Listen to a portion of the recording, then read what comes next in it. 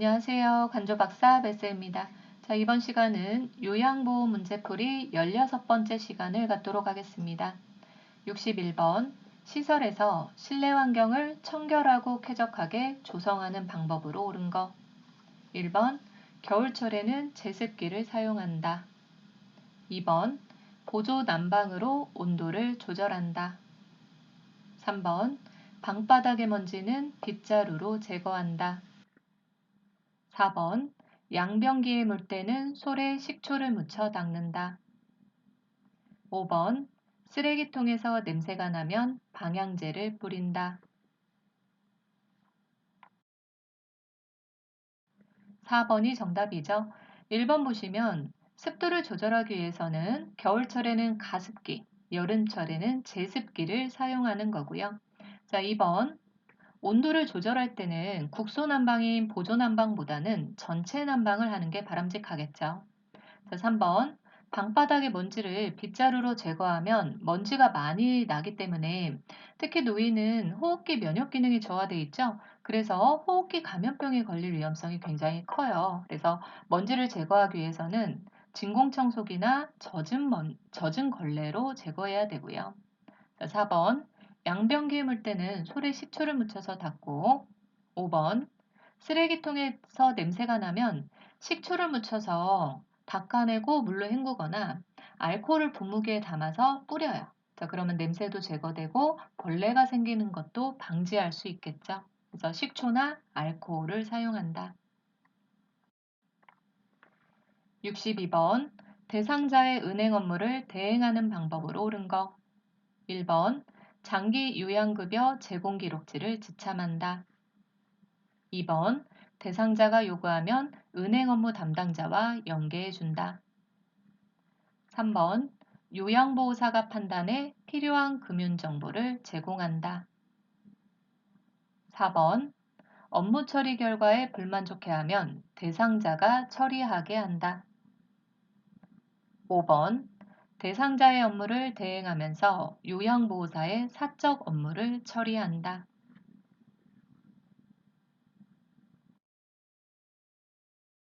2번이 정답이죠. 우리가 은행 업무를 대행할 때 요양급여 제공 기록지를 지참할 필요는 없고요. 어떤 업무를 하느냐에 따라서 필요한 서류를 미리 알아보고 미리 자료를 준비해서 지참을 해야 되겠죠.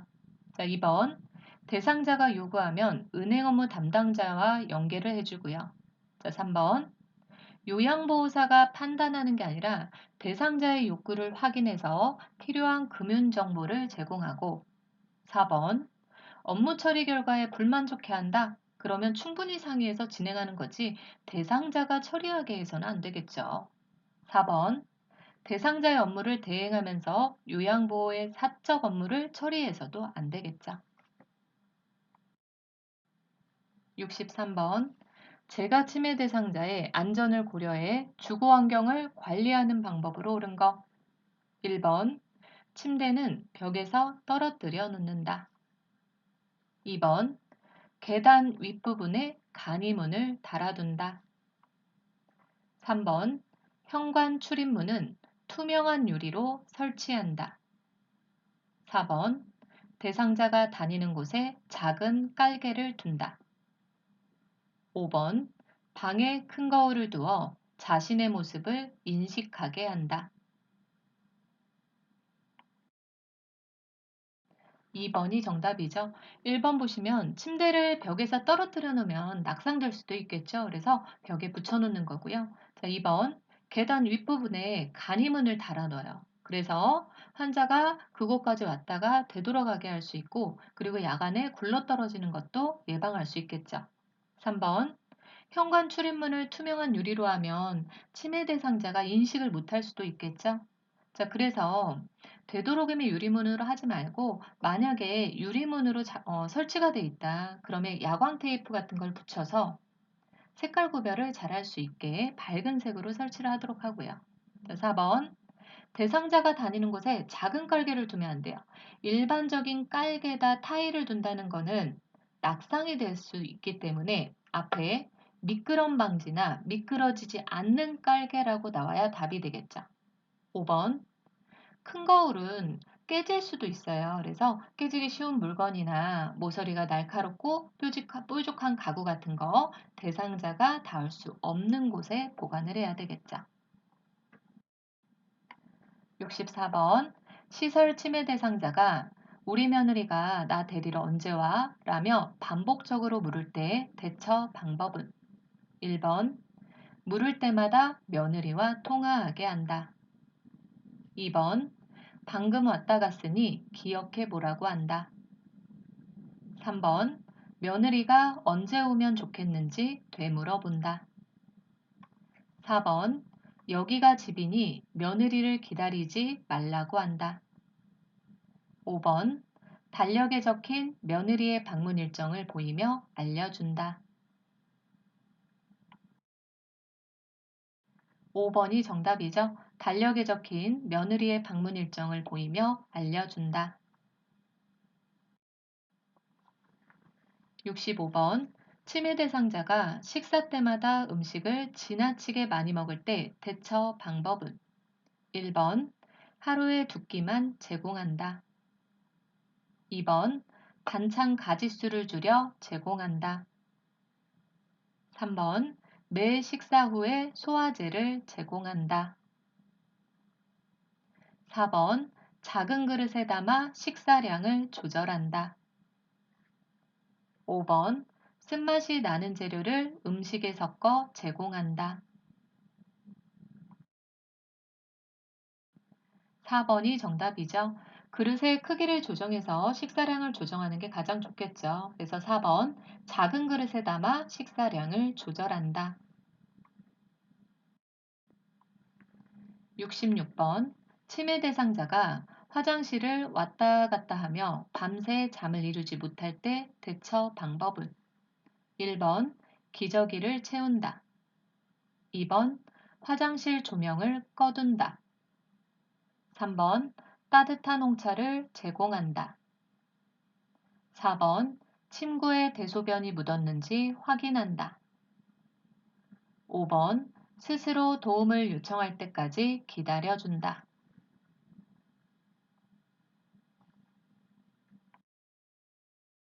4번이 정답이죠. 치매 대상자는 본인이 원하는 바를 말로써 적절하게 표현하지 못하는 경우가 많아요. 그래서 신체적 욕구를 가장 우선적으로 해결을 해줘야 되겠죠. 그래서 침구에 대소변이 묻었는지 확인을 한다. 67번 치매 대상자가 야간의 실내에서 계속 배회할 때 대처 방법은 1번 밖으로 나가 시설 주변을 걷게 한다. 2번 배회하지 못하게 주의를 준다.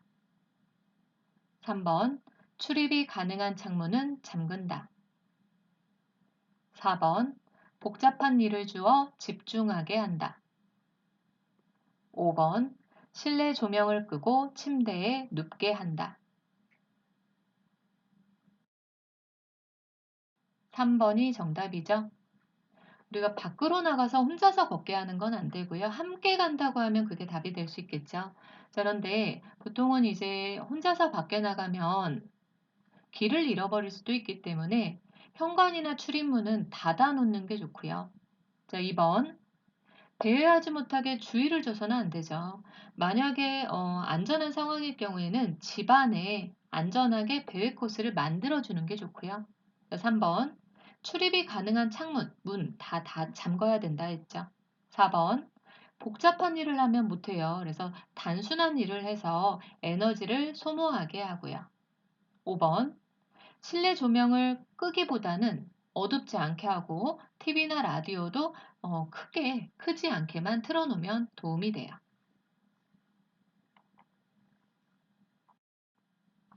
68번 거울만 보면 욕설하는 치매 대상자를 돕는 방법으로 옳은 것 1번 거울을 보며 함께 욕을 한다. 2번 집안의 거울에 천을 씌워둔다. 3번 무슨 이야기를 하는지 자세히 들어본다. 4번 거울 속에 있는 사람이 누구인지 물어본다. 5번 흥분이 가라앉을 때까지 기다렸다가 욕하는 이유를 물어본다.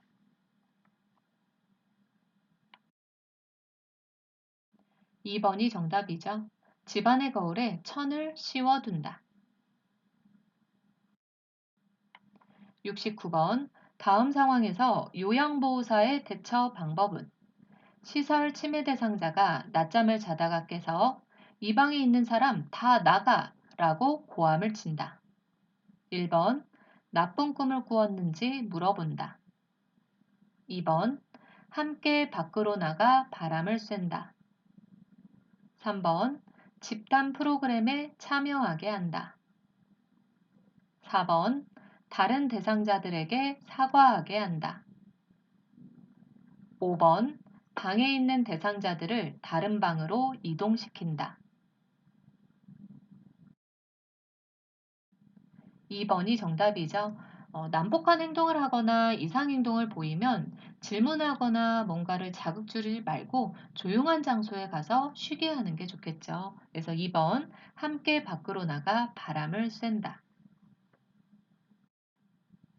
70번, 다음 상황에서 요양보호사의 대처 방법은 시설 침해 대상자가 해질녘이 되면 죽어야 하는데 죽지도 않는다 라며 가슴을 치면서 운다.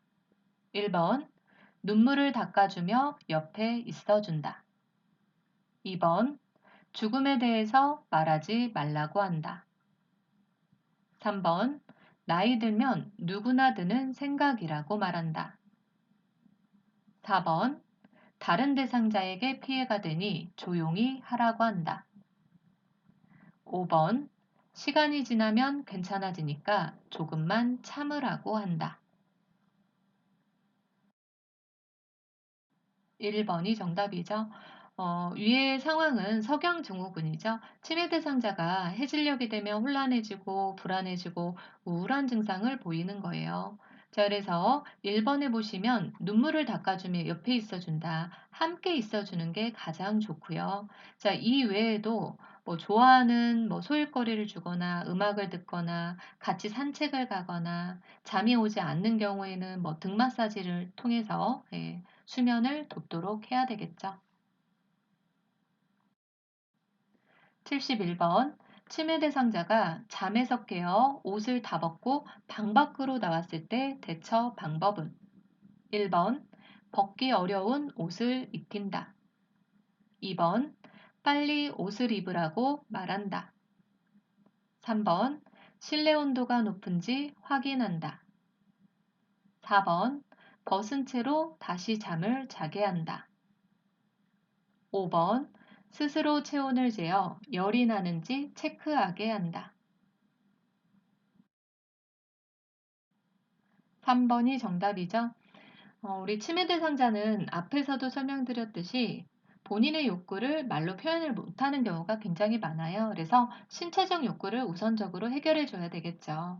옷을 벗고 방 밖으로 나왔을 때는 뭔가 대소변을 해결해야 되는 경우도 있고 아니면 너무 더운 경우도 있겠죠. 그래서 3번 실내 온도가 높은지 확인한다.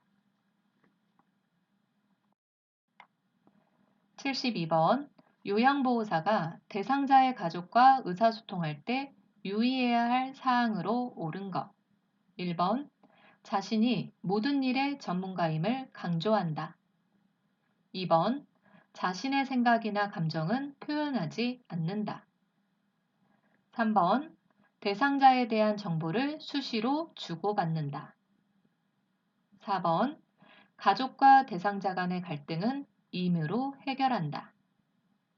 5번 사적 모임을 가지며 가족과 좋은 관계를 유지한다.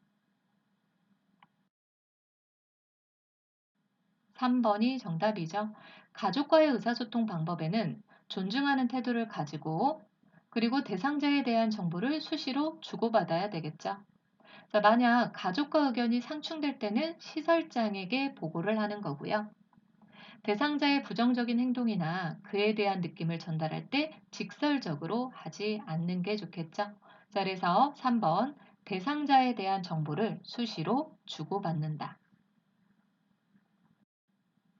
73번 치매 대상자가 요양보호사의 얼굴을 잡고 우리 딸 일하고 왔어? 라고 할 때 요양보호사의 반응으로 옳은 거.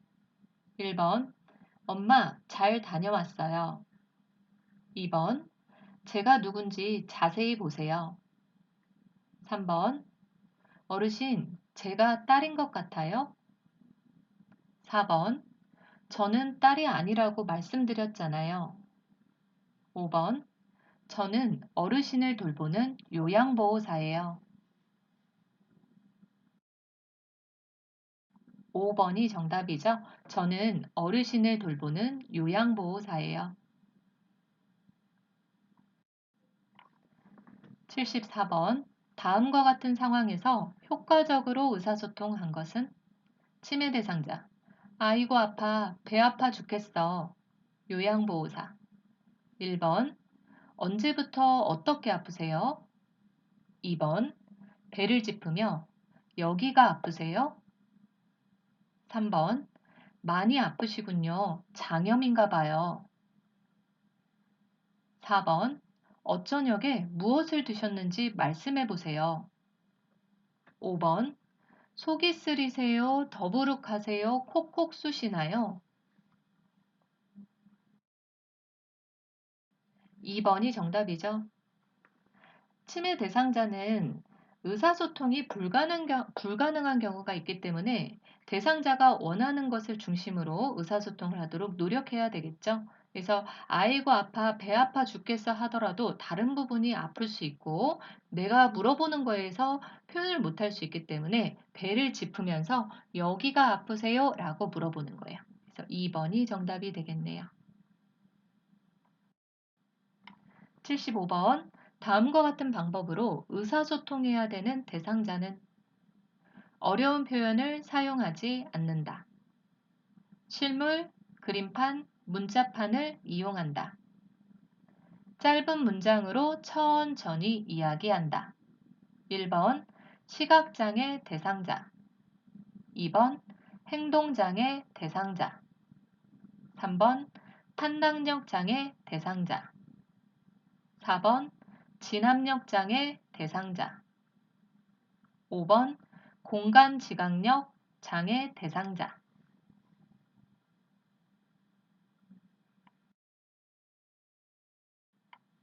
3번이 정답이죠. 판단력이나 이해력 장애 대상자는 발생한 일의 성격을 제대로 이해하지 못하는 거예요.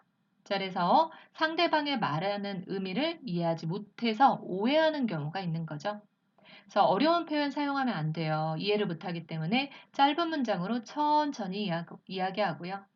자, 그리고 몸짓이나 손짓을 이용해서 상대방의 말하는 속도에 맞춰서 천천히 이야기하고 실물, 그림판, 문자판 등을 이용해서 이해를 돕고 불쾌감을 주는 언어를 쓰거나 아이처럼 취급해서 반말을 하지 않아야 되겠죠. 그래서 3번 판단력 장애 대상자 76번 치매 대상자와 의사소통을 하는 방법으로 옳은 거 1번 시선은 한 곳을 응시한다. 2번 언어와 몸짓을 함께 사용한다. 3번 대상자보다 높은 위치에 선다. 4번 대상자와 신체적 접촉은 피한다. 5번 대상자 뒤에서 천천히 다가간다.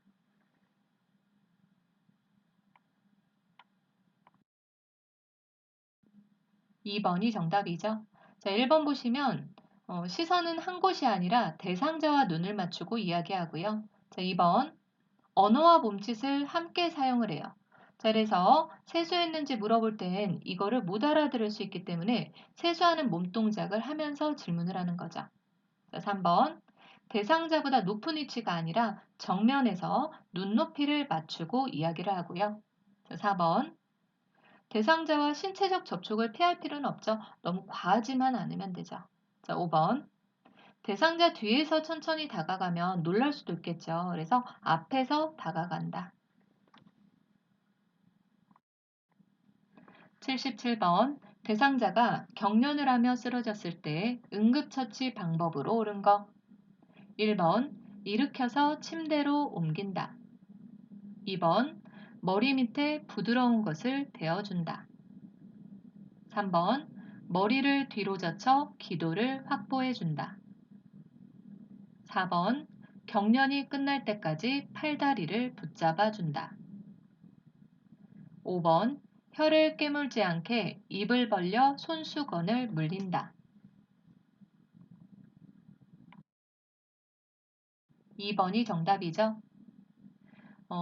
경련을 하면 쓰러졌을 때 옮기려고 하다가 더 낙상이 되고 손상이 될 수 있기 때문에 옮기려고 하지 말고 주위에 위험한 물건을 치우는 게 좋고요. 자, 2번 머리 밑에는 부드러운 것을 대주고, 자, 3번 머리를 뒤로 젖히면 기도가 열려요. 기도가 열리면 분비물이 기도로 넘어가서 질식할 수도 있겠죠. 자, 그래서 얼굴을 옆으로 돌리거나 몸 자체를 옆으로 돌려눕혀서 분비물이 기도로 넘어가지 않도록 해야 돼요. 이게 기도를 유지하는 거예요. 자, 4번. 경련이 끝날 때까지 붙잡으면 안 돼요. 붙잡거나 억제하면 더 손상을 일으킬 수 있겠죠. 5번.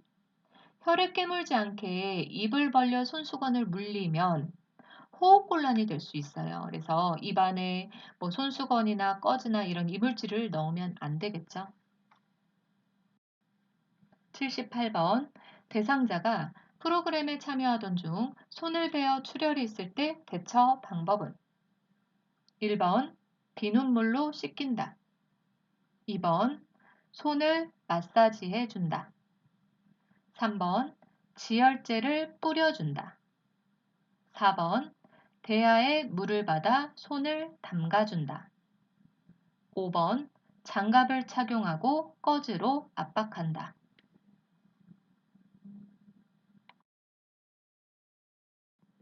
5번이 정답이죠.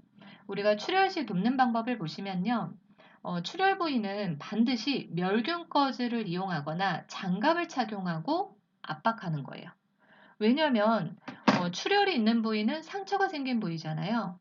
그냥 손으로 하면 일반 우리 손은 멸균될 수 없어요. 균이 있다고 간주를 하기 때문에 그냥 손으로 압박을 하면 균이 상처를 통해서 감염을 일으킬 수 있는 거예요. 굉장히 위험한 거죠. 자, 그리고 멸균 꺼즈를 너무 꽉 조이게 하거나 압박붕대로 꽉 조이게 감으면 혈액순환이 안 될 수도 있기 때문에 너무 꽉 조이면 안 되고요. 자, 그리고 출혈 부위는 항상 심장보다 높게 위치하도록 해야 된다. 더 이상 출혈이 많이 되지 않도록 하기 위해서죠. 그래서 5번 장갑을 착용하고 꺼즈로 압박한다. 79번 다음 중에서 재가 대상자가 약물을 잘못 복용하는 경우는 1번 약을 물과 함께 복용한다. 2번 철분제는 오렌지 주스와 함께 복용한다. 3번 약 복용을 잊었을 경우 생각난 즉시 복용한다. 4번 약 처방이 바뀐 경우 이전 약을 먼저 복용한다. 5번 칼슘제는 식사 중 또는 식사 직후에 복용한다. 식사 직후죠.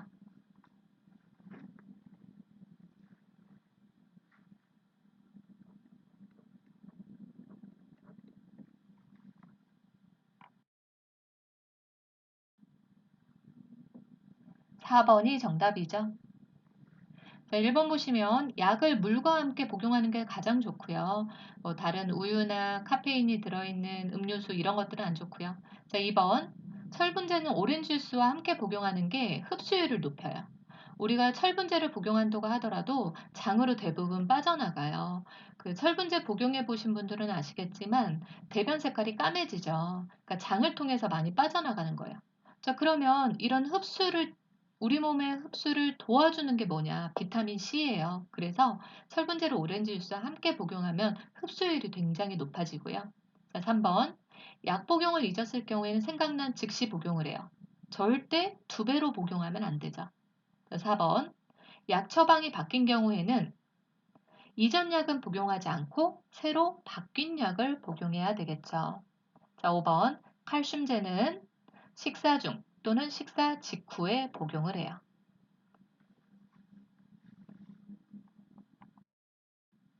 80번. 자동 심장 충격기를 사용할 때 전극 패드를 붙이는 위치로 옳은 것.